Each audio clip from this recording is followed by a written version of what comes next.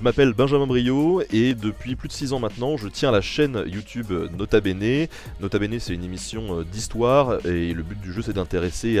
le grand public à l'histoire à travers tout un tas de thématiques qui sont parfois rigolotes, parfois pas très rigolotes, de mettre en avant le patrimoine.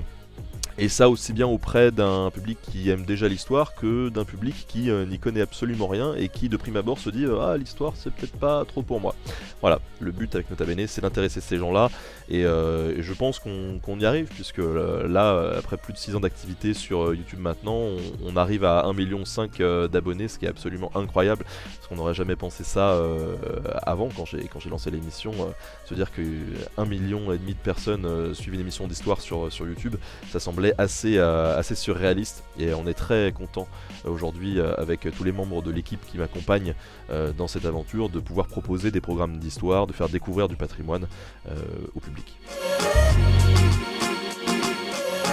Mon rôle dans ce projet Château de la Loire et Fortnite, il va être double puisque moi je suis un passionné d'histoire et je suis aussi un joueur, je joue énormément aux jeux vidéo et ce qui va être vraiment chouette avec cette collaboration avec le Château de la Loire, Solari, Fortnite, c'est que ça mêle énormément de choses et moi je viendrai apporter un peu ma petite patte histoire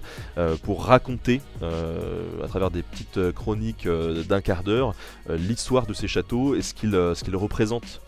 finalement. Chaque château a sa spécificité, que ce soit une spécificité architecturale, mais aussi politique, sociale. Il y a plein de choses à dire, il y a différentes personnalités qui se sont inscrites dans ce lieu-là, et ça va être un plaisir de pouvoir échanger avec le public et leur présenter ces différents lieux de patrimoine qui sont tous hyper intéressants. Le château que j'attends le plus de mon côté, ça va être celui d'Amboise, puisque moi j'habite juste à côté, et c'est peut-être le château que j'ai visité le plus. D'ailleurs, j'ai déjà parlé d'Amboise dans quelques vidéos, et même dans des chroniques radio. Et il y a tellement d'histoires autour de ce lieu-là, j'ai hâte de pouvoir le découvrir dans le jeu et de parcourir les couloirs d'Amboise avec tout le monde.